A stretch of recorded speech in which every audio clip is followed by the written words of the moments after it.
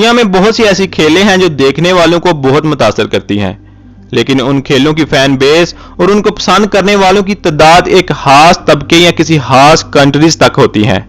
उन खेलों को खेलने का अंदाज कुछ इस तरह से होता है जो देखने वालों को काफी मुतासर करता है, चाहे देखने वाला उस गेम में इतनी दिलचस्पी ना रखता हो, लेकिन उस खेल की मकबूलियत और शोहरत इस हद तक होती है कि कोई भी इंसान उसके बारे में सुनना और जानना चाहेगा।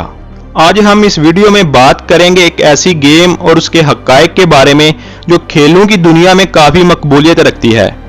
वीडियो शुरू होने से पहले अगर आपने हमारा चैनल सब्सक्राइब नहीं किया तो सब्सक्राइब कर दें और बेल आइकन पे भी क्लिक कर दें ताकि नई आने वाली वीडियो की नोटिफिकेशन सबसे पहले आपको मिल सके।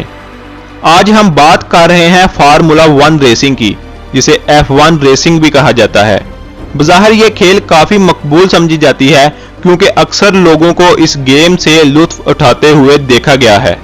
ये एक ऐसी खेल है, चाहे किसी को इस गेम में इतना इंटरेस्ट ना भी हो, मगर फिर भी अगर ये टीवी या कहीं और खेली जाती दिखाई दे तो कुछ देर के लिए देखने वालों को मदहोश कर ही देती है। सन 1900 से पहले ये मोटर रेसिंग गेम उस वक्त के कुछ मीर खानदान में खेली जाती थी, लेकिन वक्त गुजरने के साथ साथ सन 1920 और 30 के दरमियान ये खेल पूरी तरह मंजरे आम पे आई और लोगों में शोहरत पाने लगी। लेकिन उस दौर में लोगों के पास इतने वसाइल ना होने की वजह से इस खेल को आम ना किया जा सका, क्योंकि ये खेल दूसरी खेलों की तरह बिल्कुल नहीं थी। ये गेम जो गाड़ियों में होने वाली रेस की वजह से मकबूल है, इसके बारे में कहा जाता है कि सन 1920 और 30 के दरमियान फार्मूला 1 रेसिंग जब लोगों के दिलों में घर कर रही थी तो उस वक्त की ग्रैंड प्रिक्स रेसिंग ऑर्गेनाइजेशन ने बकायदा इस रेस के रूल और रेगुलेशन बनाए, लेकिन अभी तक यह डिसाइड नहीं किया गया था कि इस रेस को किस रेस का नाम दिया जाएगा। और दूसरी वर्ल्ड वॉर के बाद सन 1940 को इस रेस की चैंपियनशिप मुनक्कद करवाई गई और तय पाया गया कि इस रेस का नाम फार्मूला 1 रखा जाएगा। लोगों को हमेशा से यह तजस्सुस रहता है कि इस रेस का नाम आखिर फार्मूला 1 ही क्यों है। जब 1920 और 30 के दरमियान इस रेस के रूल और रेगुलेशन बनाए जा रहे थे तो एक रूल बनाया गया कि इस खेल में जो भी रूल बनेंगे वो सारे रूल इक्वली अप्लाई होंगे पार्टिसिपेट करने वाले ड्राइवर्स और उनकी गाड़ियों पर। इस वजह से इस रेस को फार्मूला 1 रेसिंग कहा जाता है। लेकिन इस खेल की खास बात यह है कि इसकी पहली चैंपियनशिप के बाद जो 1950 में हुई थी बड़ी तेजी से लोगों में मकबूल होने लगी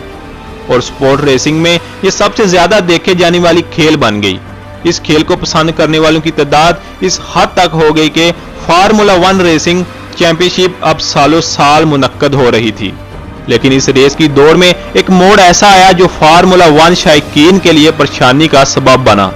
सन 1983 में इस खेल के स्पॉन्सर ना मिलने और इस खेल की कीमत बढ़ जाने की वजह से फार्मूला 1 रेसिंग चैंपियनशिप को आलमी सतह पर रोक दिया गया।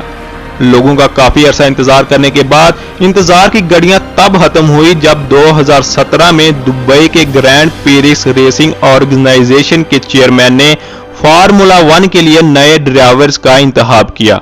और आलमी सतह पर चैंपियनशिप करवाने के बारे में बात की।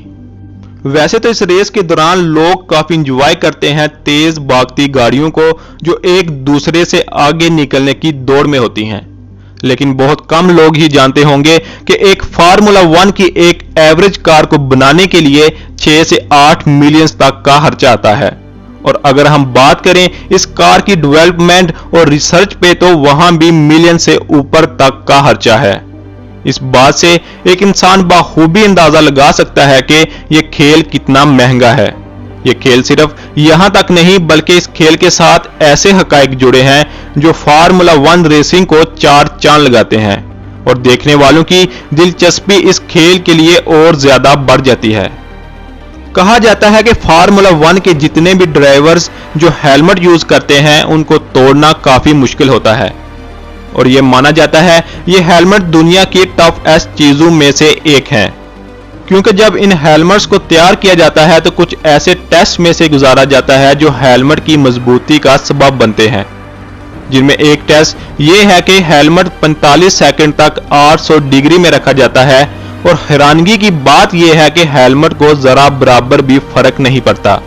और शायद इसीलिए रेस के दौरान इतने हादसात के बाद भी ड्राइवर्स महफूज रहते हैं। अगर फार्मूला 1 की कार की स्पीड की बात की जाए तो एक नॉर्मल कार की स्पीड इतनी होती है जिस स्पीड पे एक छोटा एरोप्लेन टेक ऑफ कर सकता है। अगर सोचा जाए तो हर कोई ये सोचने पर मजबूर होगा कि अगर एक कार की स्पीड इतनी हो सकती है तो वो कार उड़ती क्यों नहीं। लेकिन फार्मूला 1 कार की बनावट इस अंदाज से की गई है जो उसे ट्रैक पर बने रहने पर फोर्स करती है। अगर फार्मूला 1 कार की टोटल स्पीड की बात की जाए तो ये 360 किलोमीटर पर आवर की स्पीड से ज्यादा पर भी चल सकती है। सन 1946 में एक इटालियन कंपनी मर्सिडीज ने पहली प्रोफेशनल F1 कार बनाई जो लोगों में काफी मकबूलियत की वजह भी बनी। लेकिन इस टेक्नोलॉजी की दौर में अब फेरारी, होंडा और बहुत सी बड़ी कंपनीज हैं जो अब इस दौर में किसी से पीछे नहीं।